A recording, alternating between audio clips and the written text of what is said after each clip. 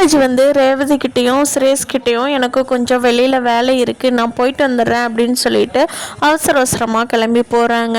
அப்போ சுரேஷ் கேட்குறாரு, அக்கா மாமா எங்கேக்கா போகிறாரு இவ்வளோ அவசரமாக அப்படிங்கிறாங்க. டேய் நானும் உங்களோட தன்னடா இருக்கிறேன், போயிட்டு வரேன்னு மட்டும்தான் சொன்னார், எங்கே போகிறாரு என்னன்னு எனக்கு எப்படா தெரியும் அப்படிங்க. அதுவும் கரெக்டு தான், நானும் கேட்கல மாமாட்ட. சரி ஏதோ முக்கியமான விஷயமா இருந்தால் நம்மகிட்ட சொல்லுவார்ல அப்படின்னு சொல்லிட்டு சுரேஷும் ரேவதியும் பேசிகிட்டு இருக்காங்க. அப்போது சுரேஷ் இருந்துட்டு, என்னடா இன்னைக்கு லீவா உனக்கு அப்படின்னு சொல்லி குட்டி பாப்பாவை பார்த்து கேட்டுட்ருக்காங்க. ஆமாம்மாம்மா எனக்கு பயங்கரமாக வயிற்று வலி, அதனால் நான் லீவு போட்டுட்டேன், ஸ்கூலுக்கு போகலை. நீயும் போகலையில்ல, நீயும் தானே லீவு போட்டுட்ட அப்படிங்கிறாங்க.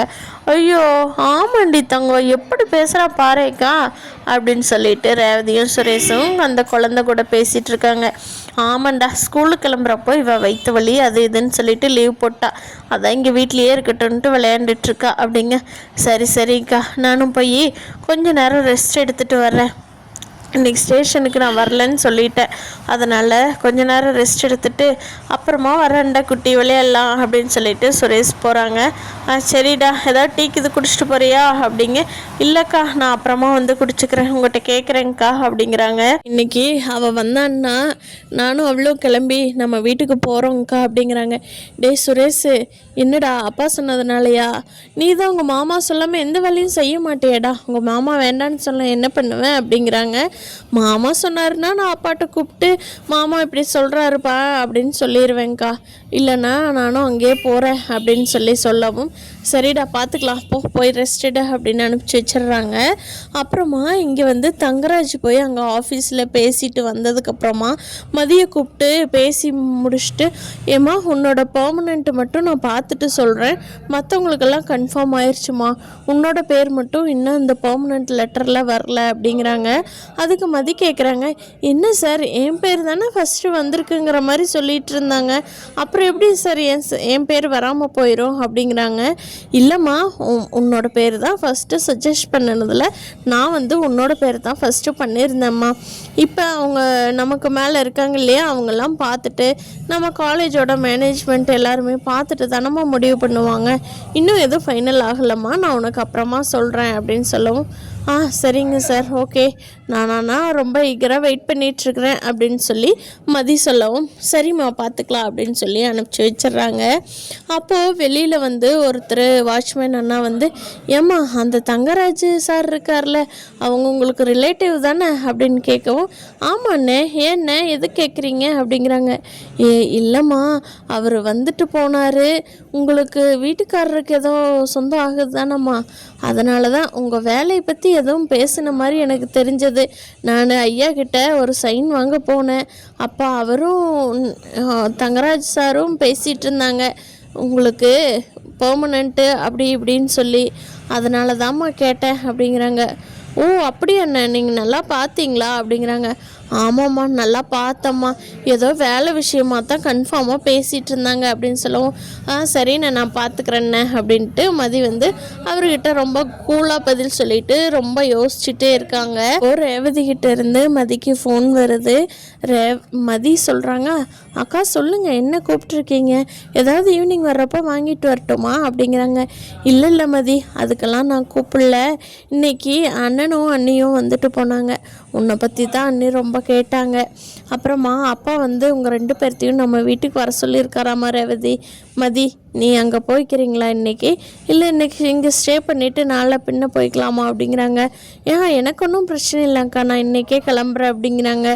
அப்படியா மதி சொல்கிற, இன்னும் 2 நாள் இங்கே இருந்துட்டு போயேன், உனக்கு ஒரு மாதிரி சங்கட்டமாக இருக்கும்ல அப்படிங்கிறாங்க.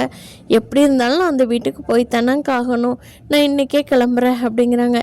சரி மதி நான் உனக்கு டிஃபன் ரெடி பண்ணி வச்சிட்றேன், நீங்கள் சாப்பிட்டு நைட்டு கிளம்பிக்கிங்க அப்படின்னு சொல்லவும், சரிங்கக்கா அப்படின்னு சொல்கிறாங்க. இங்கே தங்கராஜ் வந்து சுரேஷுக்கு ஃபோன் பண்ணி, சுரேஷ் நல்லா இருக்கியாடா என்ன பண்ணிகிட்ருக்க அப்படிங்கிறாங்க.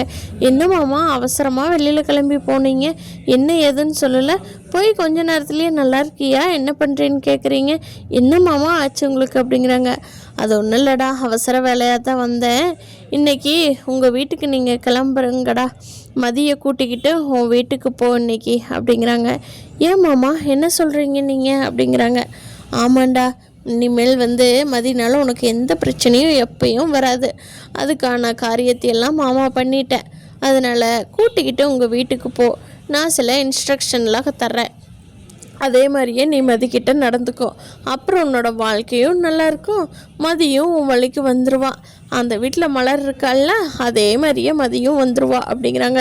மாமா, நீங்கள் சொல்கிறதெல்லாம் கனவுல கூட நடக்காது மாமா. அன்னி மாதிரி மதிய சான்ஸே இல்லை மாமா. நீங்கள் என்ன எதுவும் கனவுலுக்கு எதுவும் பேசிகிட்ருக்கீங்களா அப்படிங்கிறாங்க. டேய் மாப்பிள்ள, நான் சொல்ல மாட்டேன்டா. சொன்னேன்னா அது 100% இல்லாமல் நான் சொல்ல வேண்டேன். உனக்கே தெரியும் தானே அப்படிங்கிறாங்க. தெரியும் மாமா, இருந்தாலும் அவளோட கேரக்டருக்கும் நீங்கள் சொல்கிறக்கும் சுத்தமாக செட் ஆகாது அப்படிங்கிறாங்க. இன்றைக்கி நீ போகிற காலேஜு நான் கார் கொடுத்து அனுப்புகிறேன். உன்னோட திங்ஸு மதியோட திங்ஸ் எல்லாம் பேக் பண்ணி எடுத்துகிட்டு போகிறீங்க. நீ காலேஜுக்கு போய் மதியை கூட்டிக்கிட்டு உங்கள் வீட்டுக்கு ஸ்ட்ரைட்டாக போகிற அப்படிங்கிறாங்க. என்ன மாமா, இது எப்படி மாமா பாசிபிள்? அந்த திமிரு பிடிச்சொல்லிலாம் நான் போய் கூட்டிகிட்டு வர மாட்டேன். அவள் பாட்டுக்கு எங்கள் வீட்டுக்கு வந்துட்டோம். நான் வேணால் ஃபோன் பண்ணி சொல்லிடுறேன், நான் அங்கே போகிறேன், நீ அங்கே வந்துருன்னு. அதுக்காக அவளை போய் கூட்டிக்கிட்டு என்னால் அப்படிலாம் போக முடியாது மாமா அப்படிங்கிறாங்க. டேய், பொண்டாட்டின்னா கொஞ்சம் ஏற்ற இறக்க இருக்கத்தாண்டா செய்யும்.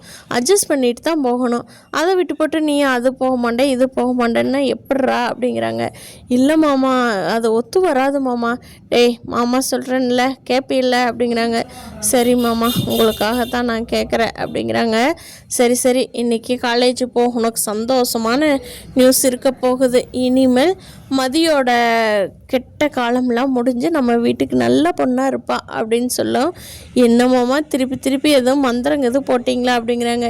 இல்லைடா, அவளோட வேலைக்கு என்னால் முடிஞ்சது, வேலையே வேண்டான்னு சொல்லிட்டேன்டா. வேலைக்கு போனால் தானே உனக்கு அடங்க மாட்டேங்கிறா, மாமா அத்திக்கெல்லாம் அடங்க மாட்டேங்கிறா. அவளுக்கு அந்த வேலை இல்லைன்னா அமைதியாக இருப்பாள்ல அப்படிங்கிறாங்க. சுரேஷ் வேகமாக எந்திரிச்சு நின்று பேசுகிறாரு. மாமா, அவளோட வேலை என்ன பண்ணுனீங்க அப்படிங்கிறாங்க. ஆமாண்டா, அங்கே இருக்கிறவங்களாம் எனக்கு தெரிஞ்சவங்க தான், காலேஜ் மேனேஜ்மெண்ட்டில் இருக்கிறவங்களாம். அதனால் அவளுக்கு வேலை கொடுக்காதீங்கன்னு சொல்லிட்டேன். சரின்னு கேட்டுக்கிட்டாங்கடா அப்படிங்கிறாங்க. மாமா, நீங்கள் அவளை வேலைக்கு போக வேண்டான்னு சொல்லி என்னை பற்றிக்கு இது ஏதாவது போலீஸ் ஸ்டேஷனில் கம்ப்ளைண்ட் பண்ண வந்துட போகிறோம் மாமா. இனிமேல் என்னை சஸ்பெண்ட் பண்ணாங்கன்னா என்னால் வேலையே வாங்க முடியாது மாமா. அவள் கூட நமக்கு என்ன மாமா, அவள் வேலைக்கே போயிட்டு போகிறா. நீங்கள் தயவு செஞ்சு என் வேலைக்கு கொலை வச்சு விட்றாதீங்க அப்படிங்கிறாங்க. டே ஏன்டா இப்படி பயந்து கிடக்கிற? இப்படி பயந்து கிடந்தா எப்பட்றா அவளை உன் வழிக்கு கொண்டுட்டு வர்றது அப்படின்னு சொல்லி தங்கராஜ் சுரேஷுக்கு ஐடியா கொடுத்துட்ருக்காங்க. சுரேஷுக்கு என்ன இருந்தாலும் உள்ளுக்குள்ளே பயமாக தான் இருக்குது. இவ எப்போ நம்மளோட வேலையை பிடுங்குவாளோ அப்படின்னு சொல்லி இந்த விஷயம் மதிக்கு தெரிய இல்லை, சாயந்தரம் என்னோடய திங்ஸு ஒன்று மிஸ் ஆயிடுச்சு, நீங்கள் ரேவதி அக்கா வீட்டுக்கு தான் போகணும்னு சொல்லி மதி சரின்னு சொல்லி சுரேஷ்கிட்ட எந்த இதையுமே வச்சுக்காம ரேவதி அக்கா வீட்டுக்கு போகணும்னு சொல்ல சுரேஷும் வர்றா. அங்கே தங்கராஜை கை நீட்டி, இங்கே பாருங்க, எனக்கு உங்களால் என் வேலை போச்சு, சுரேஷோட வேலை அடுத்த நிமிஷமே காலி ஆயிடும். அப்புறமா உங்களை சும்மா விடுவேன்லாம் நினைக்காதீங்க. மதிக்கும் தங்கராஜுக்கும் தான் போட்டியே வந்துடும். நான் பாட்டுக்கு என் வேலையை தானுங்க பார்க்குறேன். யாருக்காவது இடைஞ்சல் பண்ணுறேன்னா என்ன? நான் வேலைக்கு போகிறல உங்களுக்குலாம் அவ்வளோ என்னங்க கஷ்டமாக இருக்குது? ஒரு பொண்ணை அடக்கி வச்சு பார்க்குறல உங்களுக்கு அவ்வளோ என்னங்க ஆனந்தம் அப்படின்னு சொல்லி தங்கராஜை லெஃப்ட் அண்ட் ரைட் வாங்கி கேள்வி கேட்குறாங்க. அதை பார்க்குற ரேவதிக்கு உள்ளுக்குள்ளே சந்தோஷம். அப்பாடா, என் புருஷனை இப்படி பேசுகிறக்கு ஆள் இல்லாமல் தான் இத்தனை நாள் வெயிட் பண்ணிகிட்டு இருந்தேன். மதி என் தங்காமே அப்படின்னு நினச்சி மதியம் மனசுக்குள்ளேயே ரேவதி பயங்கரமாக பாராட்டிகிட்டு இருக்காங்க. இப்படி தான் கதை போக போகுதுன்னு நான் நினைக்கிறேன் ஃப்ரெண்ட்ஸ். நீங்கள் என்ன நினைக்கிறீங்கன்னு கீழே கமெண்ட் பண்ணுங்கள். தேங்க்யூ.